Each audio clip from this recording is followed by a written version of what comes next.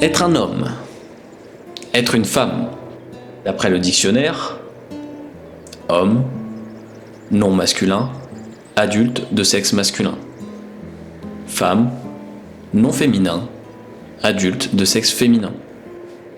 Au-delà du sens purement littéral et biologique, ces mots sont importants pour nous car nous y assignons des valeurs. Ils sont des piliers de notre éducation actuelle et les interprétations sont infinies. Et pourquoi les interprétations sont infinies ? Parce qu'aujourd'hui, ce sont des mots que nous utilisons pour nous définir en tant qu'individu, en tant que personne morale. Il s'agit finalement de comportement, de personnalité et d'agissement. Être une femme pourrait se définir par se sentir femme et agir comme une femme. Être un homme pourrait se définir par se sentir homme et agir comme un homme.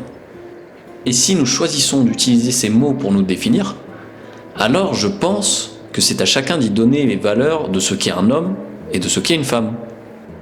En tant qu'homme, être un homme, c'est être l'homme que je veux être. Alors pour ne pas trop m'étaler et laisser de la place à mes invités sur les prochains podcasts, j'ai notifié 3 points. Le premier point que j'ai appelé dire et faire. Alors c'est bien d'avoir de l'ambition, et encore faut-il en faire quelque chose. Je pense juste que quand une chose nous tient vraiment à cœur, il est raisonnable de tout mettre en œuvre pour y parvenir. En fait, je veux dire, est-ce vraiment raisonnable de privilégier la sécurité et le confort avant le bonheur et donc, selon moi, la santé ? On dit souvent qu'il y a le cœur et la raison. Pour moi, le cœur est la raison. Le deuxième point, c'est être maître de ses émotions pour soi et pour les autres. Nous décidons d'être affectés ou non par des choses qui ne dépendent pas de nous. De nos émotions découle souvent un jugement de valeur.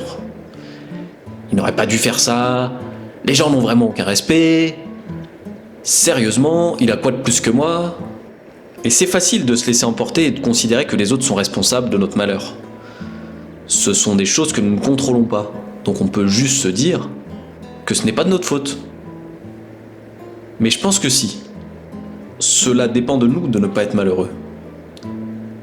En tout cas, je parle au moins en tant que Français, ayant le confort de ne pas avoir à trop se soucier de sa survie. Puisque nous ne contrôlons pas ces choses, pourquoi être affecté par elles ? Soucions-nous plutôt de ce que nous pouvons faire pour avancer, et pour, dans la mesure de notre pouvoir, faire tendre le monde vers ce que nous voulons qu'il soit.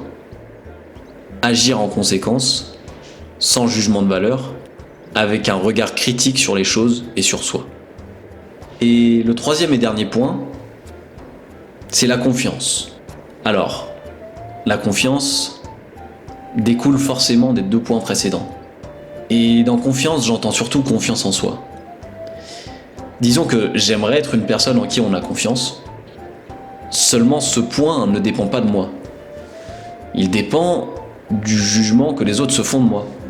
Donc quoi que je fasse, quelqu'un pourra toujours avoir le sentiment que j'ai trahi sa confiance, que je n'ai pas été à la hauteur de ses attentes, etc.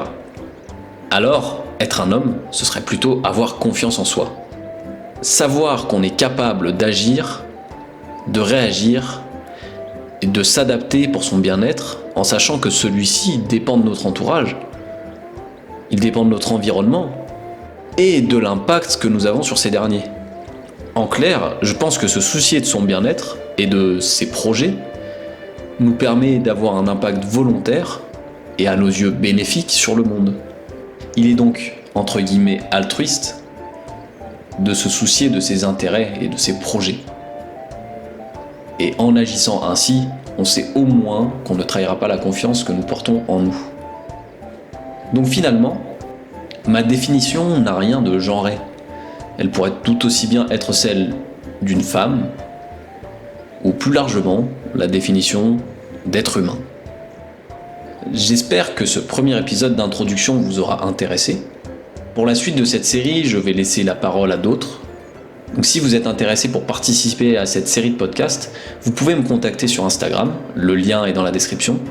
Et la seule condition, c'est qu'on puisse se voir en réel. Donc si vous habitez aux alentours d'Aix-en-Provence, on peut organiser ça. Je paye le café ou autre boisson. Si vous êtes aux alentours de Paris, ça peut aussi se faire parce que je m'y rends assez régulièrement. Voilà, merci d'avoir écouté et à très bientôt.